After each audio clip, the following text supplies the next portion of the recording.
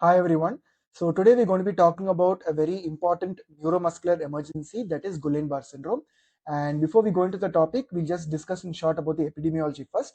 So as you know, Guillain-Barre syndrome can have both demyelinating as well as axonal forms. So when it comes to the demyelinating forms, that is AIDP, acute inflammatory demyelinating polyradiculoneuropathy, this is often preceded by a respiratory prodrome and is more common in the Western countries as in Europe and North America. Whereas it comes to the axonal forms, this is usually more common in Asia and is often preceded by a diarrheal prodrome, which is most often because of Campylobacter jejuni. And coming to the sex distribution, it's more common in males compared to females, and GBS is also more common in adults compared to the pediatric population. So, as I mentioned earlier, antecedent events are very important when it comes to GBS because the main pathogenesis in GBS is molecular mimicry. So in short, this basically means that there are shared antigens in the bacteria or the viral particles as well as the neural antigens. So this shared antigens is responsible for molecular mimicry, and that is why up to 70% of cases of GBS are preceded by an antecedent infection or vaccination. And the most common one being Campylobacter jejuni. And Campylobacter jejuni is also not the most common one. It's also the one which is more associated with severe forms of GBS. And when it comes to the pediatric population, the most common antecedent is a Mycoplasma pneumonia infection. Other organisms are going to be cytomegalovirus, Epstein-Barr virus, HIV, especially during the period of seroconversion. Hepatitis E, Zika virus, and influenza vaccination. So before we go to the clinical features, we have to understand that GBS has 4 phases of the illness.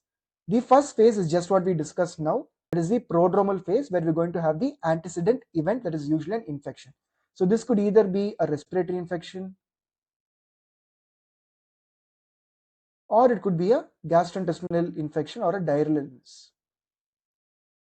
So after this prodromal phase, the second phase is the progressive phase. So here you're going to have all your neuropathic symptoms. The patient is going to present with a rapidly progressive flaccid areflexic quadriparesis with craniobulbar weakness as well as respiratory involvement and autonomic dysfunction.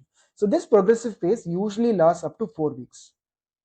There's not going to be any progression after 4 weeks. Even though the upper limit is 4 weeks, usually the nadir is reached by a period of 2 weeks. Followed by the progressive phase, we have the plateau phase, which is for around 1 to 4 weeks, where the neurological symptoms are going to be static. And followed by this, we're going to have the recovery phase, which is going to be even up to several months. So this is a graphical representation of the same. So you can see first we have the prodromal phase, where you're going to have the antecedent event, which is usually an infection. After this, we're going to have the progressive phase, which is usually up to a period of 4 weeks. It's usually not more than 4 weeks. Then we're going to have the plateau phase. And after that, we're going to have the recovery phase, which is going to be for a period of several months. But however, this classical progression of 4 phases might not always be the case. So you can have some changes to this. So number one is treatment related fluctuations. This is seen in up to 10% of patients with GBS. So this is basically when the patient has up to 2 relapses within a period of 8 weeks of treatment initiation. So what is this relapse? It's basically a worsening of 1 grade on the GBS disability scale or a decrease on the MRC sum score. But remember that it's only up to 2 relapses. If the patient has 3 relapses or more, that will qualify for an acute onset CIDP, which you're going to come and see right now. So what is CIDP? CIDP is chronic inflammatory demyelinating polyradiculoneuropathy. So usually here the patient is going to have symptoms for more than 8 weeks. But there can be a circumstance where a CIDP is going to start acutely. And it's important for us to make out this differentiation because the treatment is going to be different. So GBS is usually monophasic. We're going to treat the patient with IVIG and Plex, and there it ends. But if it is a CIDP, if it is an acute onset CIDP, you'll have to treat it differently, and you'll also have to consider steroids and other steroid sparing agents. So when do we suspect an acute onset CIDP? So number one, as I mentioned right now, if the patient has 3 or more relapses within 8 weeks of starting treatment. Number two, if the patient has progression beyond 8 weeks. So I mentioned that in GBS, the progression is going to be only up to 4 weeks. In CIDP, as we discussed now, the progression is going to be beyond 8 weeks. So in between this, we have a gray zone that is from 4 to 8 weeks. And this gray zone is what is known as SIDP, that is subacute inflammatory demyelinating polyradiculoneuropathy. So this is where the clinical nadir is between 4 to 8 weeks. So just to have a look at this graph again, we've already discussed the phases. So this is going to be the prodromal phase, progressive phase, plateau phase, and recovery phase. And you can see during the plateau phase, you can have something which is known as treatment related fluctuations. You can have treatment related fluctuations. But remember that treatment related fluctuation should be only 2 or less relapses. And usually the treatment of treatment related fluctuations is either going to be a second course of IVIG or plasma exchange. But if the relapses is going to be more, 3 or more, if the relapses is going to be 3 or more, as it is seen over here, that will qualify for an acute onset CADP. Number 2, if the patient has progression, beyond 8 weeks, that will also qualify for an acute onset CADP, and that's very important to make the differentiation as mentioned earlier. So just to summarize, GBS or AIDP is going to be less than 4 weeks, CADP is progression more than 8 weeks, and in between 4 to 8 weeks, we have the SIDP, that is subacute inflammatory demyelinating polyradicular neuropathy. So let's come to the clinical features. So clinical features of GBS can either be sensory, it can be motor, it can be respiratory, it could be craniobulbar weakness, or it could be an autonomic nervous system dysfunction. So these are the spectrum of clinical features that is seen in GBS. For the routine run-the-mill GBS, we'll discuss about the variants soon. So let's come to the symptoms. So usually 1 to 3 weeks after the prodromal phase, that is after the antecedent infection, with the median of 10 days, we are going to develop the symptoms. So first, let's discuss the sensory symptoms. So whenever you think of the sensory symptoms in GBS, it's usually going to be positive sensory symptoms. So this is going to be distal paresthesias, like a lot of pins and needles over the palms and soles, or the patient can have severe back pain. This could either be shoulder girdle pain or pelvic girdle pain. And the reason for this pain is because of nerve root inflammation. But in case the patient has a sensory level or patient has clear-cut sensory signs, that's usually a red flag for GBS. And objective sensory loss is usually mild or delayed. And whenever you have a sensory level or clear-cut sensory loss below a particular level, it should make you think more of a cord lesion rather than a GBS. Now coming to the motor symptoms, so this we have all heard many times. So here we're going to have a symmetric, ascending, flaccid, areflexic quadriparesis. So the question is, GBS is predominantly involvement of the nerves. So we should be getting distal weakness, but that's not the case. In GBS, you get both distal weakness as well as proximal weakness, and we'll see why. So distal weakness is because of involvement of the distal nerves, whereas proximal weakness is actually because of involvement of the proximal part of the nerves as well as the nerve roots. And why does these happen? This is because the blood nerve barrier tends to be weak at these points. And coming to the reflexes, so we already discussed that it's going to be hyporeflexic. You're either going to have depressed reflex or areflexia or absent reflexes. But is there a circumstance where you can get preserved reflexes? So number one, early in the course of GBS, like within the first week of the illness, reflexes can be intact sometimes. And in acute motor axonal neuropathy, which is an axonal variant of GBS, you can actually have preserved reflexes sometimes. This is because in Aman, there will be selective sparing of the 1A afferents, which is involved in the stretch reflex. So in Aman, which is an axonal variant of GBS, you can get, sometimes you can get preserved reflexes. This is because of sparing of the 1A afferents, which is important for the muscle stretch reflex. And we have another variant of GBS, which is known as Bickerstaff's encephalitis. And here you can actually have a paradoxical hyperreflexia. You can have a paradoxical hyperreflexia. So why do we get a paradoxical hyperreflexia? That is because of pyramidal tract involvement. We'll look into the variants soon. You just remember that these are the important causes: early GBS, sometimes in acute motor axonal neuropathy, and because of encephalitis, because of corticospinal tract or pyramidal involvement, you can actually rather get a paradoxical hyperreflexia. So that's about the motor symptoms. Now coming to the craniobulbar involvement. So in 50% of the cases, you can get a facial weakness. This is the lower motor neuron type of facial weakness, and very often it can be a bilateral element type of facial weakness. 40% of the cases, you can get an oculopharyngeal weakness, oropharyngeal weakness, and extraocular weakness can be present in 5 to 15% of cases, and this is often pronounced in Miller-Fisher syndrome. So in Miller-Fisher syndrome, you can get ophthalmoplegia. We'll discuss about variants soon. Now coming to respiratory involvement, so this is the main concern we have and the main reason that we admit our patients to the ICU. So around 10 to 30% of our GBS patients are going to require invasive mechanical ventilation because of diaphragmatic weakness, and this is very important to identify. And the other second reason that we're going to admit our patients in the ICU is because of autonomic dysfunction, and most commonly the patient is going to have cardiac arrhythmias in the form of sinus tachycardia. Other things that can happen is a labile blood pressure, abnormal sweating, pupillary abnormalities, and very rarely you can even have paralytic ileus or urinary retention. So usually the conventional teaching is whenever you have bowel or bladder symptoms, you should refrain from diagnosing GBS and it's more of a cord lesion. But remember that autonomic dysfunction in GBS can cause bowel and bladder involvement, and this can actually masquerade as a cord lesion. Okay, so just because you have urinary retention and paralytic ileus, it doesn't rule out GBS. You have to put the entire clinical picture into the thing to decide. Now coming to the rare clinical features. So you can get papilledema. This is especially seen in patients who have very high CSF protein levels. Other very rare exotic clinical features are going to be facial myokymia, hearing loss, meningeal signs, and vocal cord palsy. So don't forget sensory, motor, areflexia, and sometimes reflexes can be increased or intact. And then autonomic dysfunction, respiratory involvement, and craniobulbar weakness. So now what is the criteria for Guillain-Barre syndrome? So this is a criteria that is put forth by Asbury. This is known as the Asbury criteria. So number one, features that are compulsory for the diagnosis of GBS. Number one, progressive weakness involving at least more than one limb. Number two is the presence of areflexia, hyperreflexia. Now coming to the features that strongly support the diagnosis of GBS. Number one is progression of symptoms over days to up to 4 weeks, not more than 4 weeks. Relative symmetry of symptoms, mild sensory signs or symptoms, cranial nerve involvement, especially bifacial weakness, autonomic dysfunction, pain, elevated CSF protein, and characteristic electrodiagnostic features on the nerve conduction study. So this is known as the Asbury criteria. This is the Asbury criteria. It's a clinical criteria mainly.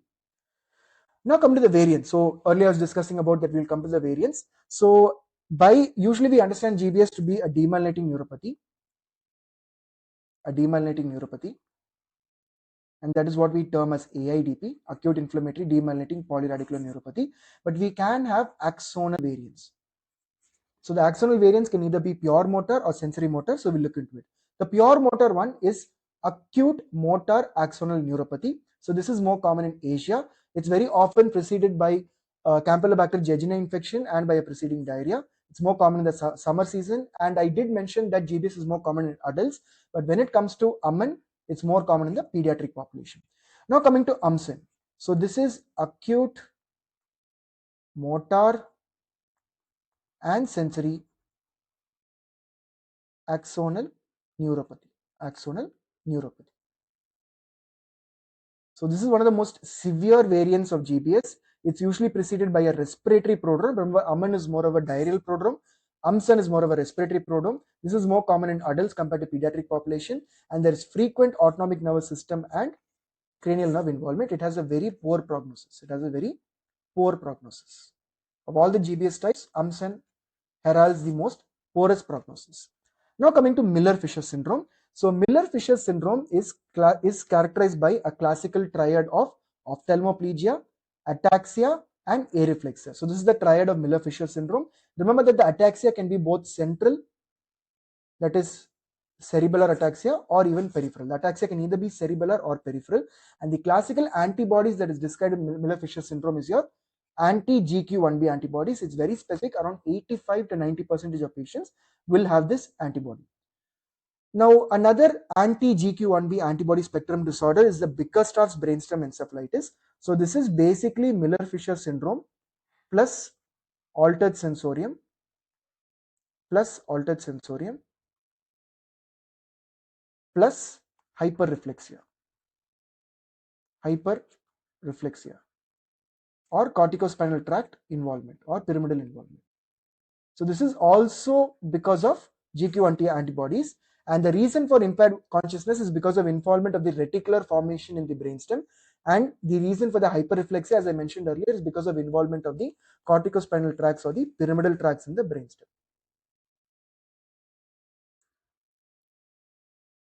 So that's about the important generalized variants of Guillain-Barre syndrome, but we have also what is known as localized variants. So examples are acute bulbar palsy, bifacial palsy with paresthesias, pharyngocervicobrachial variant, paraparetic variant, pure sensory GBS, and acute pan-dysautonomia. These are quite rare, but just remember these are the localized variants of GBS. Now coming to the red flags. So we spoke about the Asbury criteria and the things that we would take in as a major or minor criteria for GBS. But when should we suspect that this might not be a GBS? So these are the important red flags. Number one, if the patient has severe respiratory dysfunction but not much of weakness. Number two, if the patient has slow progression over 4 weeks but without cranial nerve autonomic or respiratory involvement. Number three, the patient has severe sensory signs even at the onset. Number four is the presence of bowel or bladder involvement. Always remember, bowel and bladder involvement is more in favor of a cord lesion. It's more in the favor of a spinal cord lesion. But I did mention that autonomic dysfunction in GBS can also present with bowel and bladder involvement.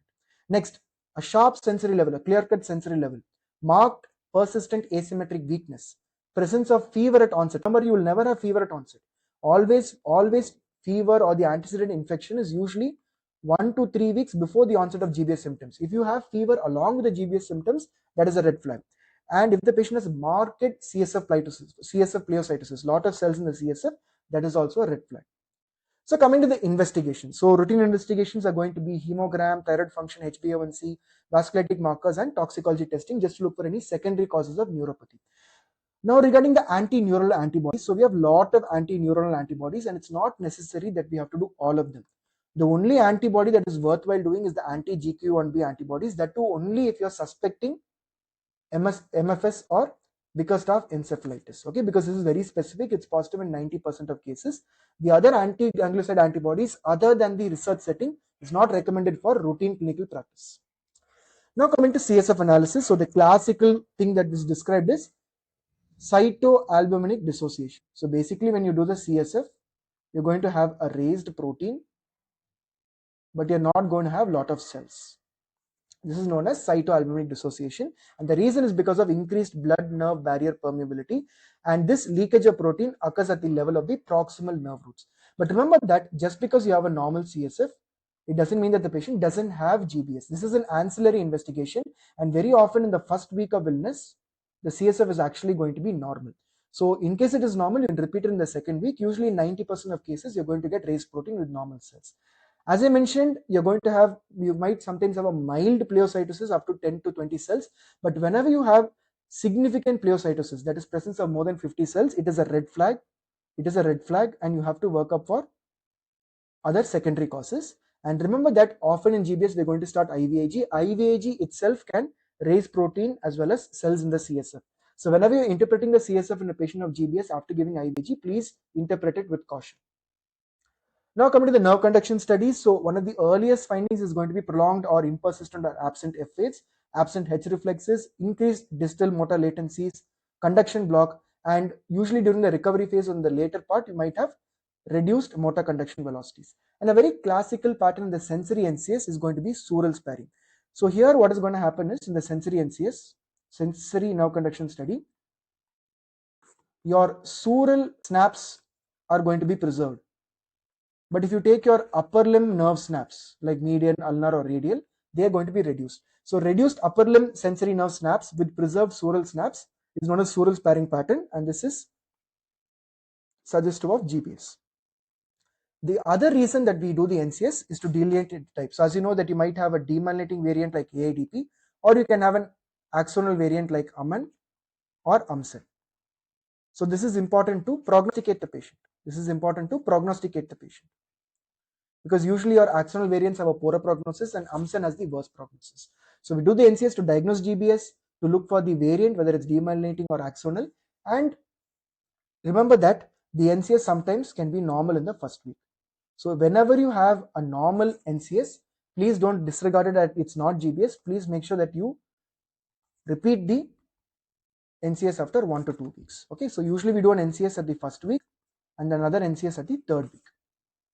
So other ancillary investigation is going to be MRI with contrast. So it's not that you need an MRI with contrast to diagnose GBS. GBS is a clinical diagnosis with the help of nerve conduction studies.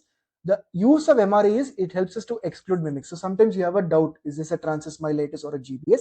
It helps us rule out a spinal cord lesion. But if you happen to do an MRI with contrast in a patient with GBS, you might get thickening and enhancement of the intrathecal spinal nerve root and cauda equina. So here you can see this is a contrast MRI. You can see that there is enhancement of the nerve roots. And in Miller-Fisher syndrome, you can even have cranial nerve enhancement and enhancement of the posterior column. So now we have investigated our patient, we have diagnosed GBS. How are we going to treat the patient with GBS? So before we go to the specific treatment modalities, let's first discuss the supportive management. So number one, most of the cases we're going to admit in ICU. But the reason we're going to admit for ICU is usually because of an autonomic dysfunction, severe bulbar dysfunction where the patient is not even able to swallow or handle salivary secretions, severe or rapidly worsening weakness, and obviously evolving respiratory distress. But when do we assess that the patient is having respiratory distress? So you have to carefully monitor the respiratory rate. You'll also have to look for the single breath count. Usually a single breath count less than 15 is a marker of impending respiratory involvement, and use of accessory muscles. And we also have a bedside spirometry assessment, which is known as the 20-30-40 rule. So when the vital capacity is less than 20 ml per kg, when the maximum inspiratory pressure is less than 30 centimeter of water, and when the maximum expiratory pressure is less than 40 centimeter of water, that time you might have to intubate the patient. So remember that 10 to 30% of our patients will require mechanical ventilation, and please don't go for an emergency intubation. Always try to go for an elective intubation. There is no role for NIV, so please don't put your patient on NIV. If you're going to give respiratory support to your patient, it has to be invasive mechanical ventilation. And when are you going to do it? It's as we discussed now. And we do have other criteria for intubating our patients. So coming to the major criteria, at least one of these should be present. Major criteria, at least one. If the PCO2 is more than 48 millimeters of mercury, if the PaO2 is less than 56 millimeters of mercury, or if the vital capacity is less than 15 ml per kg. If any one of these are there, you have to intubate the patient. And regarding minor criteria, at least two should be there. Either a weak cough, impaired swallowing, or presence of atelectasis on the chest X-ray. So this is regarding managing the respiratory complications of GBS. Now coming to the specific treatment of GBS. So there are two important treatment options: IVIG or plasma exchange. Which is better? So actually there is no clear-cut evidence to tell us which is better. So either IVIG or Plex, both are equally effective. What you are going to give would depend upon the patient cost, the local logistic issues, and it's an individualized decision. So first coming to IVIG. So intravenous immunoglobulin or Plex, whatever you're going to finally decide to give, please make sure that you give it within 2 to 4 weeks. There's no point in giving it after 4 weeks. And the reason you guys already know is because the patient is going to have a plateau. Anyways, the patient is going to plateau after 4 weeks. So if you're going to give anything, it should be given maximum within 4 weeks, ideally within 2 weeks. So the dose of IVIG is 400 mg per kg per day, given as a total course of 5 days. It's usually well tolerated, but it can have some side effects like transfusion reactions. Patient can have headache, sometimes even aseptic meningitis, rash, and it's a hyperosmolar molecule, so it can cause hyperosmolar kidney injury. It can also cause increased viscosity and thromboembolic events. And in patients with selective IgA deficiency, it can cause anaphylaxis. So usually it's well tolerated, but it does come with its own set of side effects. Now the next treatment option is plasma exchange. So as I already mentioned earlier, please start it early, within 2 to 4 weeks. There is some data to suggest that plasma exchange might be superior to IVIG when it comes to the AMAN subtype, that is acute motor axonal neuropathy. So plasma exchange is given at 200 to 250 ml plasma per kg body weight. Usually we give 5 sessions alternate days for a total period of 10 days. The main issue with plasma exchange is the attendant side effects. So plasma exchange is associated with hypotension, can cause sepsis and infections, transfusion reactions, because usually we're going to give FFP, and it can cause thrombocytopenia, it can cause coagulopathy, hypocalcemia, and you're usually going to keep a long line while doing the plasma exchange. So all your line related complications like hematoma, infection is going to come along with plasma exchange. So this is about GBS. So in the next class, we'll talk about the other neurological emergency, that is myasthenia gravis.